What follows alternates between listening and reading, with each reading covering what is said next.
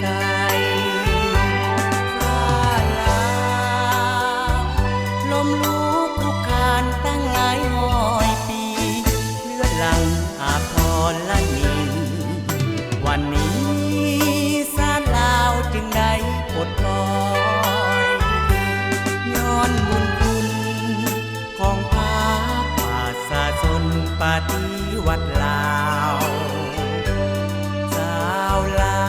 วบ่มีวันหลงลืมใดตลอดชีวิตขออุทิศไว้นำพักเขาถนอมฮักบูชาเจ้าบ่มีวันให้มองเศร้า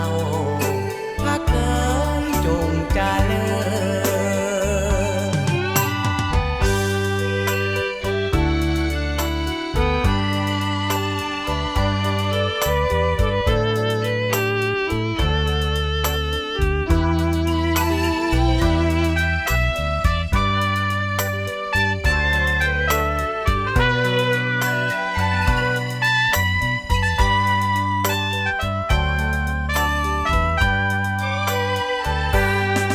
ญบุญคุณ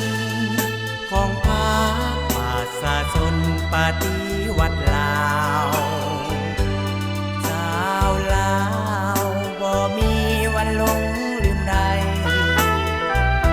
ตลอดชีวิตขออุทิศไว้นำพักเขาถนอมฮักบูชาเจ้าบ่มีวันให้มองเศร้าพักเอ๋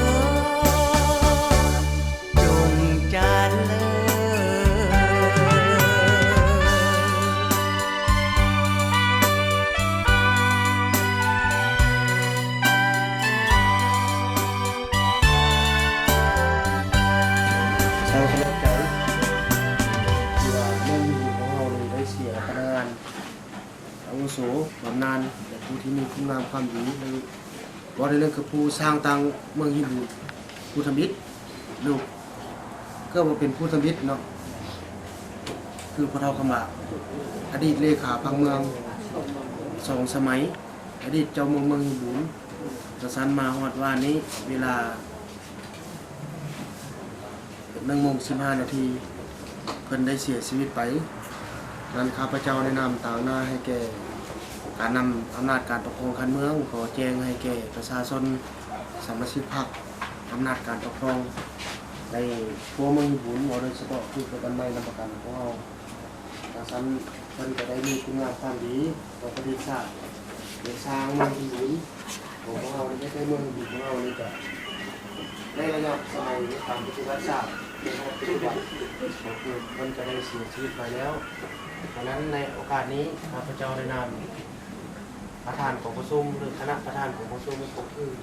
ได้นำการตั้งขั้นเมืองขอให้บรรดาสหายลุกขึ้นก้มหัวไว้อะไรแก่การนำปักหลักก็คือการนำขั้นเมืองของเราได้เสียชีวิตไป3 วิธีทำขอเชิญบรรดาสหาย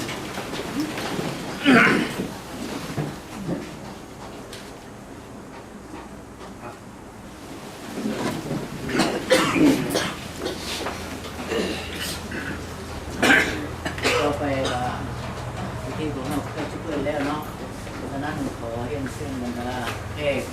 แล้วก็ให้ประชุมลุกยืนขึ้น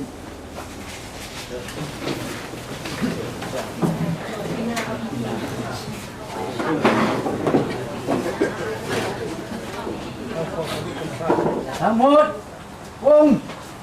วงเพลงสัตว์เราตั้งแต่ได้มาที่สุดหัวสุดสุดใจหัวแม่หัวจิตหัวใจสมัครคีกันเป็นกำลังเดียวเด็ดเดียวพบกันกับเราผู้สาสุเกียรติของเราส่งเสริมใจสิ้นเป็นเจ้าเราสดเท่าสามัคภาพกันบ่ให้พวกจักรพรรดิและพวกไกษัตริย์เข้ามารบกวนเราทั้งมวลสุเอกราชสารภาพของสารวัยตัดสินใจสู้สิ่งเราใส่พระสัตย์กลับไปสู่ความพัฒนาท่านก้มหัวไว้อะไรเกณฑ์นรกติดเจตละเลี้ยงมือเพื่อเทศศาสตร์3 วินาทีทำ ครับ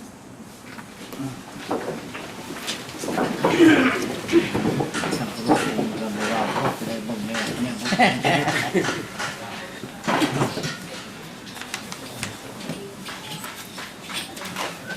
อันนี้คนเนี่ยจุดเก้าจุดสูงเนาะในการเริ่มต้นสร้างบ้านวัฒนธรรมในเริ่มต้นนับแต่วันที่18 เดือน7 2010และถึงวันที่30 เดือน11 2010รวมเป็นระยะ4 เดือนกับ12 วันเนาะและจุดประสงค์เปิดกองประชุมในมื้อนี้ก็เพื่อมอบใบยั่งยืนครอบครัววัฒนธรรมครอบครัวสามสะอาดและครอบครัวไม่ยิ่งสามดีและครอบครัวปลอดภัยที่ประชาชนของเฮาได้มาโลกค่อยถึงปัจจุบันนี้แต่ว่าความโลกค่อยก็มาฮอดแล้วสำหรับมื้อนี้เนาะและใบยั่งยืนครั้งที่1นี้มีจำนวน69ครอบครัวเนาะแต่ครอบครัวบ่ทันรับนั้นก็ยังมีครั้งที่2อีกคิดว่าจะได้รับเบิดทุกครอบครัวเนาะถ้าพวกทานเฮ็ดได้เนาะและในโอกาสสง่าราศีนี้ข้าพเจ้า พิธีกรเนาะขอเสนอบรรดาแขกที่ได้เป็นเกียรติมาร่วมกรรมการพักแผงเลขาพักเมืองเจ้าเมืองเห็นบุญก็ได้เป็นเกียรติมาร่วมท่านอาจารย์สุนทราเลขาพักทักษะคุ้มบ้านพัฒนาเขตนาโพก็ได้เป็นเกียรติมาร่วมต่างหน้าแต่ละหน่วยงานห้องขังเมืองของคณะก็ได้เป็นเกียรติมาร่วมต่างหน้าพวกคดีก็ได้เป็นเกียรติมาร่วมและส่วนทุกครอบครัวมุกบ้านไม้นำประกันก็ได้เป็นเกียรติมาร่วม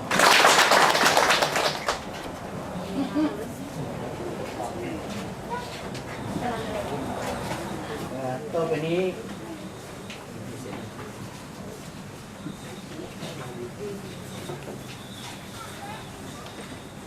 ก็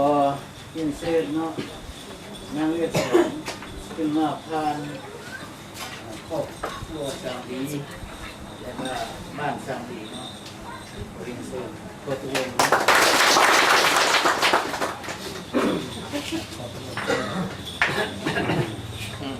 ขออนุญาตเองเนาะก็อื่นขอเฮียนคณะประธานที่นับถือเฮียนบรรดาแขกที่พิเศษเชิญทางการเมืองทรายข้าพเจ้าต่างหน้าทางสาพันธ์เป็นยิงเมืองเนาะขอผ่านเกี่ยวกับข้อตกลงมี3ข้อตกลงเนาะข้อตกลงที่1สาธารณรัฐประชาธิปไตยประชาชนลาวสันติภาพเป็นคณะประชาธิปไตยวัฒนาถาวรข้อตกลงของประธานสาพันธ์ไม่ยิงเมืองหญิงหลวงฉบับเลขที่02/2วันที่30 เดือน11/2010ว่าด้วยการรับรองเอาครอบครัว3ดีในระยะ3ปีนับแต่ต้นปี2008-2010อิงตามเอกสารแนะนำของศูนย์กลางสาพันธ์ไม่ยิงลาวเลขที่353/สยลลงที่21 เดือน7/2008เกี่ยวกับการจัดตั้งปฏิบัติข้อแข่งขัน3ดีอิงตามใบเสนอของสาพันธ์ไม่ยิงบ้านไม่น้ำประกันเมืองหินบุญฉบับเลขที่01/สยลงวันที่25 เดือน10/2010ว่าด้วยการอนุมัติรับรองเอาครอบครัว3ดีของบ้านไม่น้ำประกันเมืองหินบุญเป็นขมวนประธานสาพันธ์ไม่ยิงเมืองหินบุญตกลงมาตรา1รับรองเอาครอบครัว3ดีของบ้านไม่น้ำประกันจำนวน45ครอบครัวเป็นครอบครัว3ดีมาตรา2มอบให้ภาคส่วนเกี่ยวข้องจงรับรู้และจะตั้งปฏิบัติให้สำเร็จผลเป็นอย่างดีมาตรา3ข้อตกลงฉบับนี้มีผลศักดิ์สิทธิ์นับแต่มือลงลายเซ็นเป็นต้นไปประธานสาพันธ์ไม่ยิงเมืองหินบุญเซ็นสีพันธุ์พิสุดข้อตกลงว่าด้วยการแต่งตั้งคณะสาพันธ์ไม่ยิงบ้านไม่น้ำประกันเนาะเลขที่48/2 นย.ลงวันที่ขอโทษลงวันที่30 เดือน11/2010ว่าด้วยการแต่งตั้งคณะสาพันธ์ไม่ยิงบ้านไม่น้ำประกันอิงตามกฎระเบียบของศูนย์กลางสาพันธ์ไม่ยิงลาวหมวดที่3มาตรา13-14อิงตามความเหี่ยมองตรงการของหน้าที่เวียกงานเพื่อรับใช้หน้าที่การเมืองของพรรคและรัฐในเฉพาะหน้าและยาวนานอิงตามสภาพความเป็นจริงอยู่ภายใน เมืองก็คือกลุ่มบ้านพัฒนา เพื่อแน่ใส่ปรับปรุงองค์การจะตั้งสะพานไม่ยิงให้มีความนักแน่นเข้มแข็งขึ้นเทื่อละก้าวประธานสะพานไม่ยิงเมืองหินบุญตกลงมาตราหนึ่งว่าด้วยการแต่งตั้งคณะสะพานไม่ยิงบ้านไม่น้ำประกันซึ่งประกอบมีบรรดาท่านนางลุงมี1ท่านนางนาวงโพสีเป็นหัวหน้าเนาะ2ท่านนางมณีวันยังนูวงเป็นห้อง3ท่านนางขันธลีเป็นกรรมการมาตรา2ว่าด้วยซิด1เข้าร่วมทุกการเคลื่อนไหวขององค์การจะตั้งภาครัฐและองค์การจะตั้งสังคมอื่นภายในบ้าน2เป็นตัวแทนแม่ยิ่งลาวบรรดาเข้าร่วมปรึกษาหรือประกอบกับกิจกรรมเห็นตรวจการเคลื่อนไหวเวียนงานนั้นต่างๆแนะนำคณะพักอำนาจการปกครอง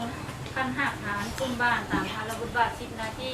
3เข้าร่วมค้นคว้าตัดสินปัญหาที่พัวพันถึงสิทธิและผลประโยชน์ของแม่ยิ่งและเด็กน้อย4มีสิทธิ์รับผลประโยชน์ในทุกด้านคือกับองค์การจะตั้งมหาชนอื่น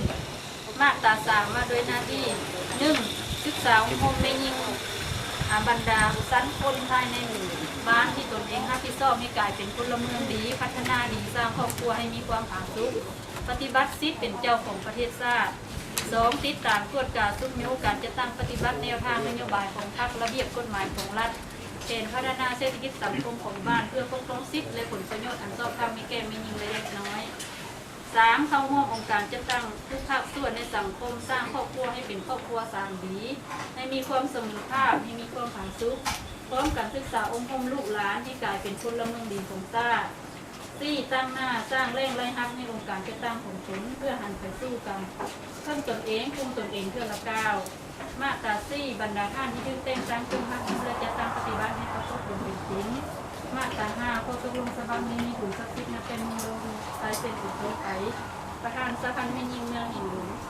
เซ็นและประทับตราสินพันเพชรอุดมเนาะถือว่าคณะสภาแม่ยิงบ้านนี่ถือว่ามี3ท่านเนาะเพราะว่าเป็นบ้านที่บ่ใหญ่แต่ก็เลยเขา3ท่านนี้ถือว่าจะต้องได้รับผิดชอบหน้าที่นี้ให้ฮอด3 ปีเนาะภายหลังฮอด3 ปีและเสนอไปทางเมืองเพื่อมาก่อนบัตรคัดเลือกเอาคณะชุดใหม่เนาะออกมาเพราะว่าแต่งตั้งอย่าแต่งตั้งแล้วแต่งตั้งตามใจเนาะต้องมีลายลักษณ์อักษรเนาะพอตกลงของประธานสภาแม่ยิ่งแขวงว่าด้วยการรับรองบ้านรับรองบ้าน3 ดีเนาะฉบับเลขที่117/สยขคำนวณวันที่26 เดือน 10/2010ยิงตามเอกสารแนะนำของศูนย์กลางสะพานแม่ยิงลาวเลขที่303 304 305ลงวันที่18 เดือน 7 2007และเอกสารแนะนำเพิ่มเติมฉบับเลขที่353 สยลลงวันที่21 เดือน 7 2008เกี่ยวกับการจัดตั้งปฏิบัติกระบวนการ3 ปียิงตามหนังสือเสนอของประธานสะพานแม่ยิงเมืองหินบุญฉบับเลขที่017 สยมลงวันที่25 เดือน 10 2010ว่าด้วยการอนุมัติทำห้องเอาบ้านไม้น้ำประกันเมืองหินบุญเป็นบ้านแม่ยิง3 ดีและครอบครัว3 ดี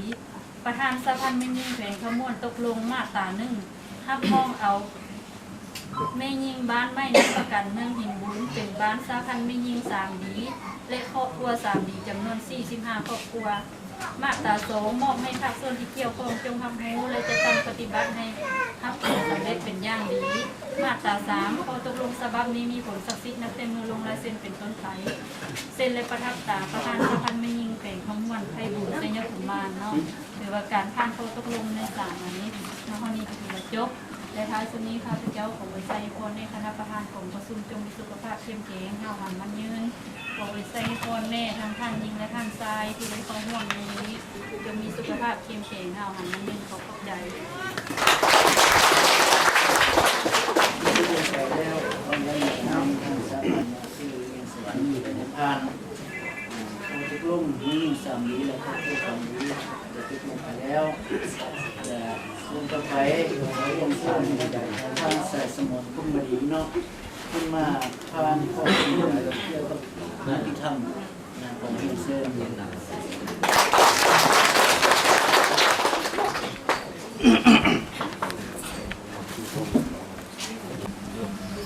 ก็มีประชาชนที่มีหน้าของประชุมเวลาวันนี้ถือว่าได้เข้ามาน่าจะลงประชุมได้ขึ้นการที่ประชุมตัวอยู่กับการสร้างครอบครัวอะไรบ้างก็จะดีของบ้านไม่น้ำกันของเราเนี่ยเนาะอยู่ในนั้นแต่เราได้อ่านเกี่ยวกับข้อตกลงคณะกรรมการทางคณะกรรมการสำหรับทางสร้างบ้านเนี่ย ครอบครัวก็พอดีนี้เนาะอยู่ขั้นเมืองแล้วเขาก็จะแนะนำวิธีการเรียกของมัน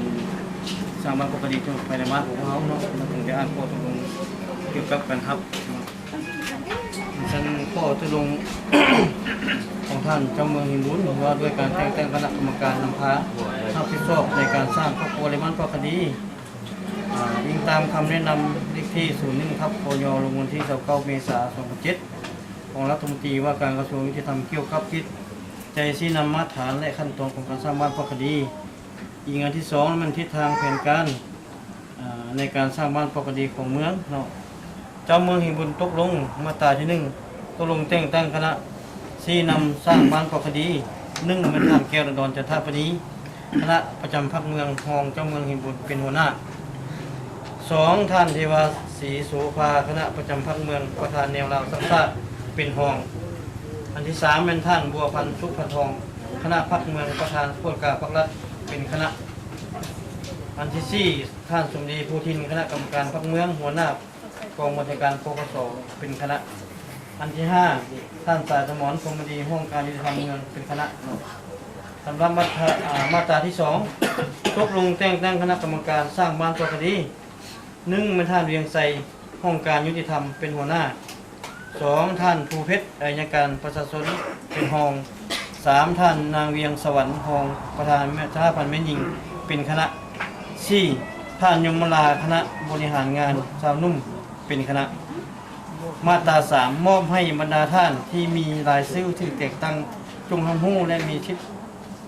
ภาระบทบาทหน้าที่ในการเคลื่อนไหวนำพาในการสร้างบ้านปกติในทุกเมืองให้ได้รับผลเป็นเก่าๆมาตรา4บรรดาองค์การจัดตั้งต่างๆองค์การเมืองหากฐานจงทำหู้และให้ความร่วมมือในการเคลื่อนไหวปฏิบัติหน้าที่ขององค์คณะของคณะกรรมการดังกล่าวมาตรา5ข้อตกลงฉบับนี้มีผลศักดิ์สิทธิ์ได้นับแต่มือลงลายเซ็นเป็นต้นไปและเปลี่ยนแทนข้อตกลงฉบับเลขที่11ลงวันที่5 เดือน 3 2009อันนี้ถือว่าผ่านข้อตกลงสำหรับคณะกรรมการขั้นเมืองวันนี้คณะกรรมการขั้นบ้านของพวกเขาก็โดยอิงใส่คณะหน่วยการเกษขั้นบ้านของพวกเขาแล้วเนาะเป็นต้นในโฮมเป็นหัวหน้าห้องในบ้านเป็นกรรมการเป็นห้องแม่ยิงเป็นกรรมการสาวนุ่มเป็นกรรมการแล้วปกสสุขุมวุฒิ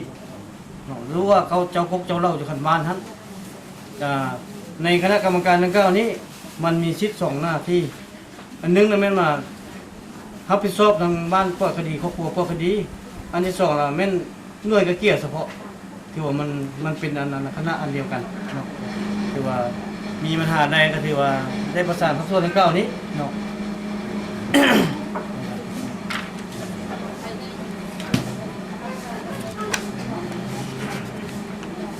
วันนี้จะได้ผ่านเกี่ยวกับข้อตกลงเกี่ยวกับปัญหาครอบครัวในบ้านพวกคดีเนาะอยู่ภายใน3บ้านเช่นตัวอย่างคือบ้านนั้นพลม่วงขึ้นกับกลุ่มหินบุญแล้วก็บ้านนั้นนะกุ้งใต้กลุ่มหินบุญแล้วก็บ้านไม่นำกันกลุ่มนาโพเนาะถือว่าประกาศพร้อมกันวันนี้อยู่ในสถานที่เดียวนี้เนาะได้ผ่านข้อตกลงของท่านเจ้าเมืองว่าด้วยการรับรองบ้านปลอดคดีอิงตามกฎหมายว่าด้วยการปกครองท้องถิ่นอิงตามการเสนอขององค์การยุติธรรมเมืองหินบุญฉบับเลขที่39ลงวันที่22 เดือน11 2010เจ้าเมืองหินบุญตกลงมาตราที่1ตกลงรับรองเอาจำนวน3บ้านเป็นบ้านปลอดคดีประจำปี2010คือบ้านม่วงบ้านพลม่วงกลุ่มหินบุญเนาะบ้านที่2เป็นบ้านกุ้งใต้กลุ่มหินบุญบ้านที่3เนี่ยบ้านไม่นำกันกลุ่มนาโพสำนักอันครอบครัวถือว่าครอบครัวบ้านเฮาเท่าไหร่ก็78บ้านคนม่วง58เนาะแล้วบ้านนั้นกุ้งใต้ถือว่า90ครอบครัวถือว่าได้รับนำกันมื้อนี้เนาะเมื่อก่อนเฮาสิได้นั่นน่ะเอาบ้านหินบุญเหนือเข้ากับอยู่บ้านหินบุญเหนือเพิ่นจะปกครองกับพวกเราแต่มาเบิ่งแล้วน่ะบ้านเพิ่นก็สร้างได้อยู่แต่เพิ่นจะให้มันเต็มร้อยเลยนะบ่ให้มีหยังถึงหมดเพิ่นจะสิรับว่าเดียวเพิ่นว่าน่ะก็จะเนาะนี่มาตราที่2ให้องค์การยุติธรรมเมืองหินบุญสมทบกับองค์การปกครองบ้านกับเกี่ยมเนื้อในและเวียกงานต่างๆ เพื่อจัดพิธีประกาศบ้านปลอดคดีมาตรา3ให้บรรดาองค์การจัดตั้งกลุ่มบ้านต่างๆ และบ้านที่เกี่ยวข้องถูกรู้และปฏิบัติตามข้อตกลงฉบับนี้อย่างเข้มงวดมาตรา4ข้อตกลงฉบับนี้มีผลบังคับใช้